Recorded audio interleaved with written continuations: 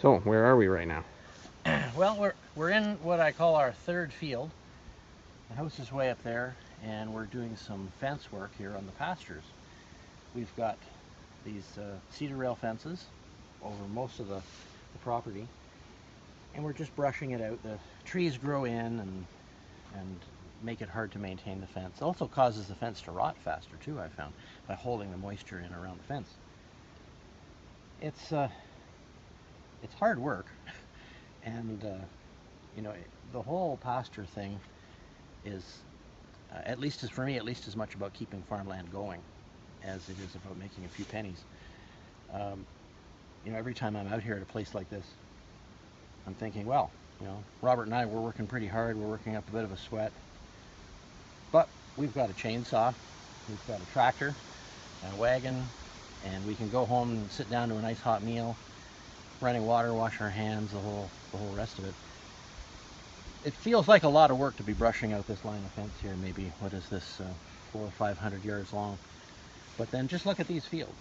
You know, these fields were converted from a forest, which could support almost nobody as far as food production goes, to something that's been feeding people in one way or another since 1890. And these trees aren't going to take this field back on my watch. I like trees. Trees are great. We need trees. But we need trees in moderation too. We also need plains, you know, human-made plains where we can grow food and graze animals and things. It's got to be a balance. So it's a bit of a campaign for me. You know, I've been at these fields for more than 30 years now. The fences are a lot better than they used to be. They'll hold cattle now. They never used to be able to. And we're doing things to improve this pasture. Right here, for instance, this is an old-time pasture plant called vetch. It never used to grow here, but it's part of the frost seeding program that I do, so spreading seeds out in March when there's still a little bit of snow on the ground. This particular part of the field is kind of wet too. It holds the water, it doesn't dry very quickly in the springtime, so I'm thinking of maybe having some drainage tiles installed here so that we can get more productivity about this. But you know, as I was just saying to you, Robert, it's kind of an interesting spot. Right here is civilization of a sort. You know, human beings have been doing something here for a long time.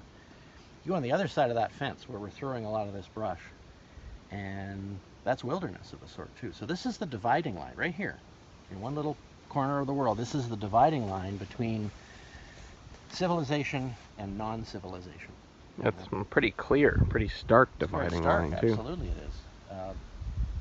You know, if you go that way, if you go on the fence to the south, you get into forested wilderness, and then about 1.5 miles later, it's open water, and there's 200 miles of open water if you go straight south. And that would be Lake Huron. Lake Huron in Ontario. So, I don't know, every time I come out here, I just think of these things that kind of, and that I have a responsibility for the time I'm around. I have a responsibility to this little patch of ground, and it's actually satisfying to partner with a piece of land like this for an extended period of time.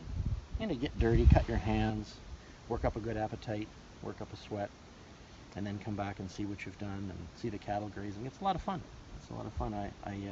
This is exactly what I was hoping to achieve, hoping to experience when I decided to leave the city, which is where I grew up, and try my hand here at country life. So that's kind of what that's all about.